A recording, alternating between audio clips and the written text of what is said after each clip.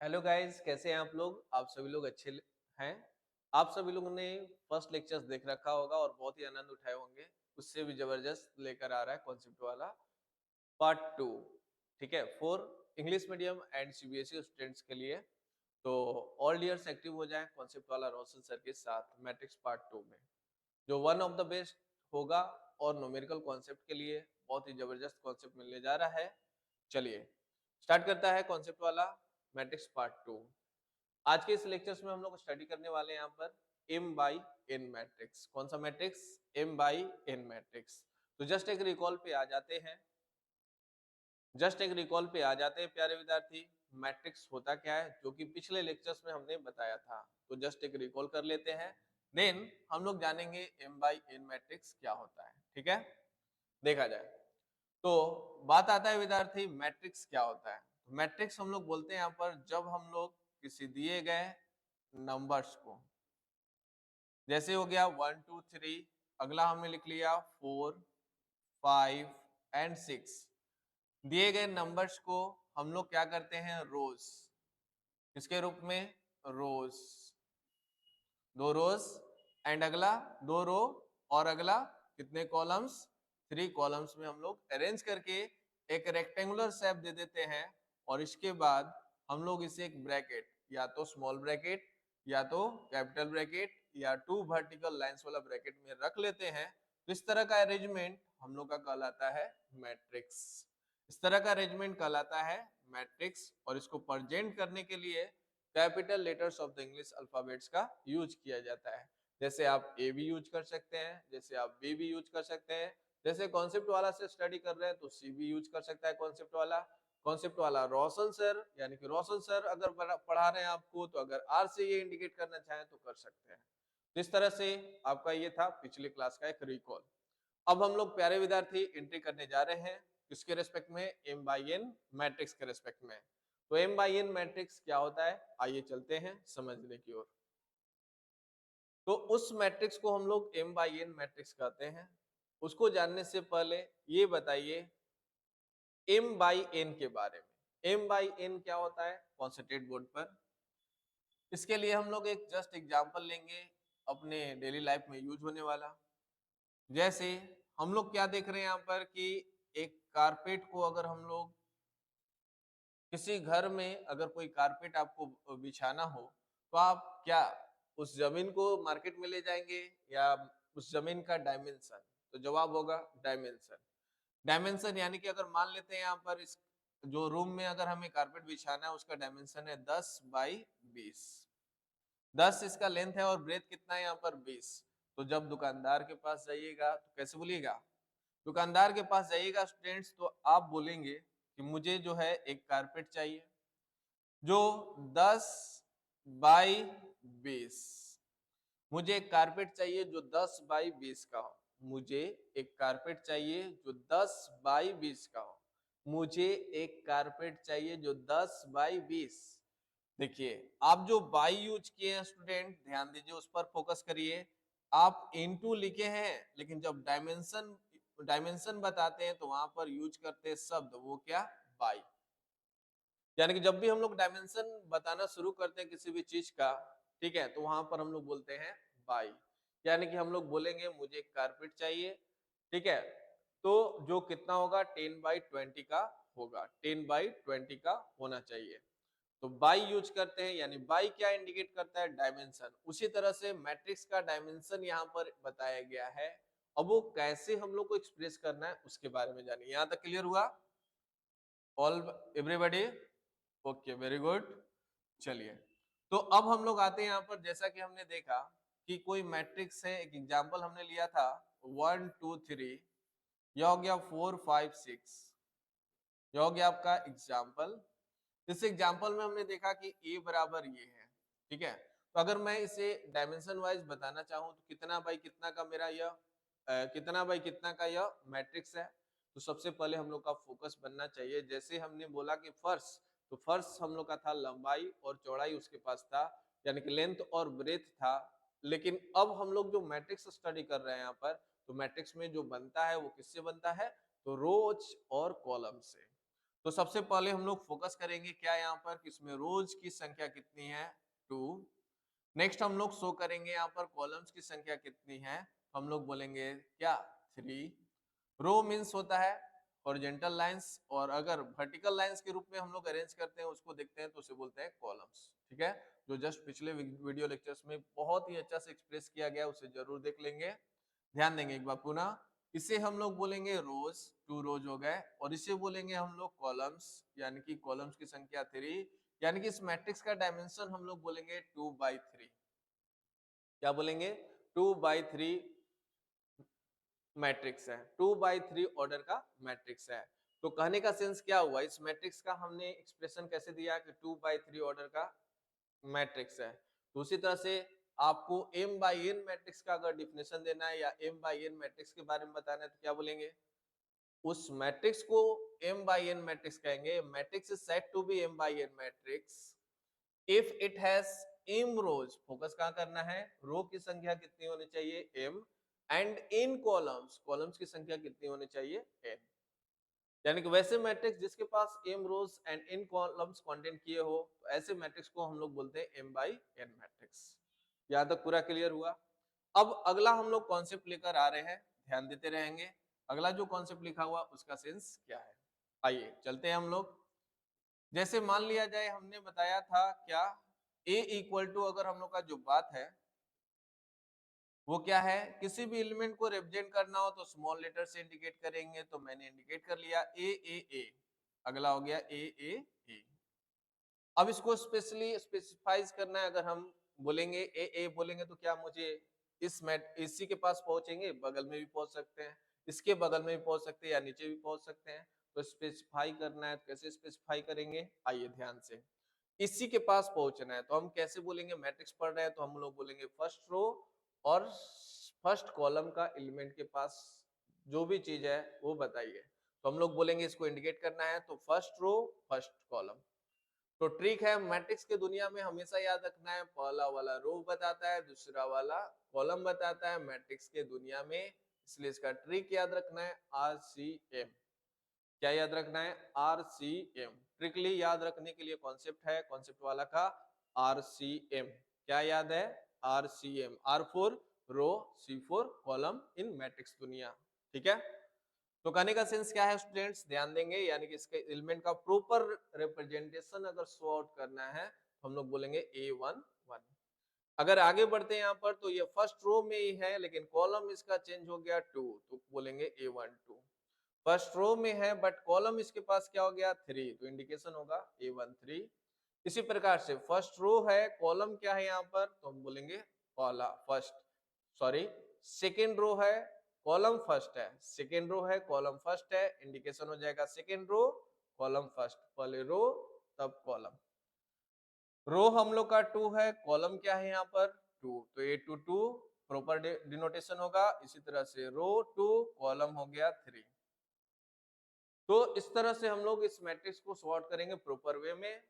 ठीक है, मान लीजिए A12 के बारे में बोलेंगे तो क्या है, यह है फर्स्ट रो सेकेंड कॉलम का एलिमेंट, या फर्स्ट रो का सेकेंड एलिमेंट के बारे में बताएंगे तो A12 बोल देंगे। ठीक है, ये था। अब इसी को शॉर्ट फॉर्म में अगर हम लोग प्रेजेंट करते हैं तो कैसे प्रेजेंट करके निकल सकते हैं, ए पहला वाला जगह जगह चेंज कर रहा है, यहाँ 1 है यहाँ 2 है तो हमने मान लिया आई। दूसरा वाला भी हम लोग का कहीं 1 है तो कहीं 2 है कहीं 3 है, तो इसको हमने इंडिकेट कर दिया जे। और ऑर्डर शो आउट कर देंगे, ऑर्डर मान लीजिए इसमें 2 रो हैं और कॉलम की संख्या 3 है, तो ऑर्डर क्या शो कर देंगे 2/3। ठीक है, तो इस तरह से हम लोग प्रेजेंट करते हैं किसी मैट्रिक्स को शॉर्ट फॉर्म में, और इसी का लॉन्ग फॉर्म ये है। उसी प्रकार से हम लोग बात करेंगे डिनोटेशन ऑफ m/n मैट्रिक्स, तो कैसे सॉर्ट आउट करेंगे, एलिमेंट को जनरल एलिमेंट लेकर आएंगे, aij लिख देंगे, ऑर्डर लिख देंगे, m रो था कॉलम की संख्या n था इसलिए m/n। ठीक है, क्या इंडिकेट कर देंगे m/n। अब ब्रैकेट इसके लिए 3 ब्रैकेट्स यूज किया जाता है, कभी स्मॉल ब्रैकेट, कभी कैपिटल ब्रैकेट, और कभी 2 वर्टिकल लाइंस वाला। तो डिफरेंट डिफरेंट फॉर्म में ब्रैकेट के रिस्पेक्ट में हम लोग को लगेगा लेकिन होगा वही, डिनोटेशन ब्रैकेट के रिस्पेक्ट में लगेगा अलग लेकिन होगा वही। जब एलिमेंट सेम हो, ऑर्डर सेम हो, तो मैट्रिक्स भी सेम। क्लियर है, कोई दिक्कत। ये था आपका डिनोटेशन। अब इसको और ओपन कर देता हूं और डिटेल में बता देता हूं, एक्सप्रेस कर देता हूं। ध्यान देंगे एवरीवन। जैसे आई जो है वो क्या है, ध्यान देंगे। किसी एक एलिमेंट को उठाते हैं, जैसे मान लीजिए 1 2 लिखा हुआ है, तो पहला वाला बताता है कि कौन से रो में, पहला वाला क्या बताता है कि कौन से रो में है, यानी कि आई जो है वो हो गया आइथ रो। आई जो है वो क्या बताएगा, आइथ रो। ठीक। जे जो है वो बताएगा स्टूडेंट्स क्या यहाँ पर कि कौन से कॉलम में, यानी कि दूसरा कॉलम में, यानी कि इसी को बोलेंगे जेथ कॉलम। क्या बोलेंगे, जे फॉर जेथ कॉलम। बताया समझ में। इसी प्रकार से बाहर जब भी आ जाएंगे, ब्रैकेट के बाहर कभी कोई इंडिकेशन लिखा हुआ रहेगा तो वो टोटल को बताता है। वो किसको बताता है, टोटल को। यानी एम जो है वो क्या है, टोटल नंबर ऑफ रोज। याद रखना है मैट्रिक्स की दुनिया में ऑलवेज क्या, कि फर्स्ट अगर आ रहा है तो उसे रो के बारे में बताता है, सेकंड अगर आ रहा है वो कॉलम के बारे में बताएगा। यानी कि एम जो है total number of rows. N क्या है यहाँ पर, total number of columns. N क्या बताएगा, उसी तरह से एम के बाद यानी कि रो के बाद आ रहा है उसे कॉलम बोलना है, यानी कि बोलेंगे टोटल नंबर ऑफ कॉलम्स। ठीक है, आगे बढ़ते हैं हम लोग। एम इंटू एन, जब रो की संख्या और कॉलम की संख्या को मल्टीप्लाई कर देते हैं तो मुझे मिल जाता है नंबर ऑफ एलिमेंट्स इस मैट्रिक्स में कितने होंगे। क्या देगा, नंबर ऑफ एलिमेंट्स। ठीक है, आइए चलते हैं अब हम लोग आगे की ओर। एम क्रॉस एन कर रहे हैं, यानी कि रो की संख्या को लिख लेंगे, कॉलम की संख्या को लिख लेंगे और क्रॉस दे देंगे, तो इससे डायमेंशन, डायमेंशन कब से बोल रहे थे, इसका एक स्पेशल नाम है, वो स्पेशल नाम कहलाएगा ऑर्डर। क्या कहलाएगा, ऑर्डर। ठीक है, तो यानी कि एम क्रॉस एन बोले हैं, ये क्या कहलाएगा, order of the matrix. Everyone clear. तो ये कहलाएगा ऑर्डर ऑफ द मैट्रिक्स। ठीक है, this video for CBSE and BSE English medium students, active all. अब बात करना शुरू करते हैं यहाँ पर ए आई जे। ध्यान देंगे, हम लोग बात करना शुरू कर रहे हैं यहाँ पर ए आई जे, यानी कि बोलेंगे एलिमेंट्स ऑफ। ए आई जे हम लोग का क्या है, तो इसे हम लोग बोलेंगे, ध्यान देंगे, ए आई जे क्या है, तो हम लोग बोलेंगे elements of ith row and jth column. क्या बोलेंगे, elements of ith row and jth column. अंदर में है, ए आई जे कहाँ है, अंदर में है, तो इसे बोलेंगे elements of ith row and jth column का एलिमेंट है। Everyone clear. तो इस तरह से हम लोगों ने जाना है यहाँ पर क्या, कि एम बाई एन मैट्रिक्स क्या होता है। ठीक है, चलिए अब हम लोग क्या करेंगे, आगे की ओर बढ़ते हैं, क्वेश्चन इस पर आधारित देखते हैं और अपने कॉन्सेप्ट को और बूस्टअप देते हैं। आइए चलते हैं। जैसे ए बराबर ए बी एफ है, ई आर टी है, एनीवन कोई भी एलिमेंट हो सकता है, ए बी एफ है, ई आर टी है, तो आपको बताना है इसमें नंबर ऑफ रोज कितने होंगे। तो रोज के लिए मैंने इंडिकेशन कर रखा है, ऐसे ऐसे आपको गिनना है कितने हैं। तो रो की संख्या कितने हैं, तो रो की संख्या आपके पास 1 2, रो की संख्या कितनी हो गई, रो की संख्या हो गई 2। अब बताइए कॉलम की संख्या, कॉलम के लिए ऐसे काउंट करते हैं, तो 1 2 3, कॉलम की संख्या हो गई 3। ठीक है ना, आइए बढ़ते हैं अब हम लोग आगे की ओर। अगर हमें निकालना है एलिमेंट्स की संख्या, तो रो की संख्या और कॉलम की संख्या को मल्टीप्लाई कर देंगे, 2 इंटू 3 कर देंगे, जो कि 6 के इक्वल होगा। अभी तुरंत हम लोगों ने जाना कॉन्सेप्ट में। ऑर्डर निकालना है तो बस रो की संख्या, कॉलम की संख्या निकालिए, बीच में क्रॉस का साइन दे दीजिए, तो इस तरह से आपका तैयार हो जाएगा इसका ऑर्डर। नेक्स्ट वन स्टूडेंट्स, अगर कोई खास एलिमेंट आपसे पूछ दे, जैसे A11 मतलब फर्स्ट रो, ध्यान देंगे, इसका मतलब है फर्स्ट रो का पहला एलिमेंट। फर्स्ट रो, पहला वाला रो बताता है, दूसरा वाला कॉलम, फर्स्ट रो का फर्स्ट एलिमेंट भी बोल सकते हैं, तो वो कौन पकड़ाया, ए। तो आप लोग जल्दी से कमेंट करेंगे नेक्स्ट एलिमेंट जो है वो कौन कौन होगा, नेक्स्ट एलिमेंट जो है वो कौन कौन होगा, बताइए फटाफट भर दीजिए।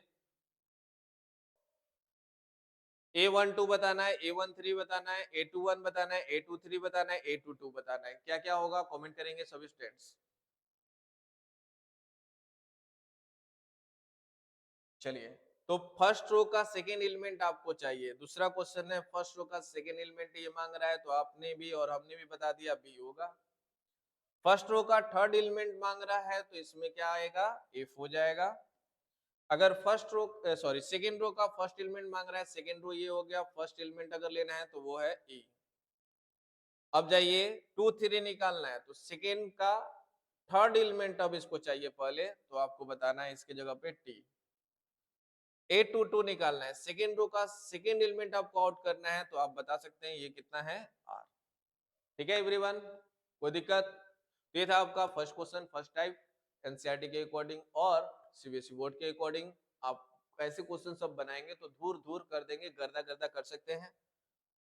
चलिए आइए चलते हैं अब हम लोग अगले क्वेश्चन की ओर। नेक्स्ट क्वेश्चन आपके बोर्ड पर सेकेंड क्वेश्चन में कर रहा है, if a matrix has 12 elements, कितने एलिमेंट्स हैं? 12 एलिमेंट्स हैं, then find number of all possible matrices, यानी कि वैसे सभी मैट्रिक्स बताइए जिस कितने होंगे जिसमें 12 एलिमेंट्स कंटेंट्स किए हो।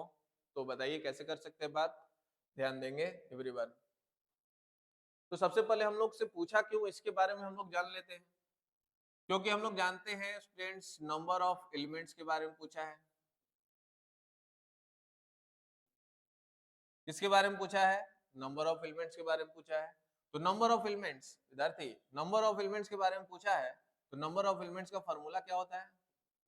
रो की संख्या, यानी कि number of row and number of column को मल्टीप्लाई करते हैं तो एलिमेंट का संख्या मिलता है, और यह कितना के इक्वल है? तो यह 12 के इक्वल है, तो हमने लिख लिया यहाँ पर 12। बात आई समझ में? कोई दिक्कत? तो यह हो गया आपका 12। तो हम कहाँ इसका लिंक करेंगे, मैं कहाँ इसका लिंक करना चाहूंगा, ध्यान देंगे स्टूडेंट्स, इसका लिंक मैं करना चाहूंगा सबसे पहले ऑर्डर।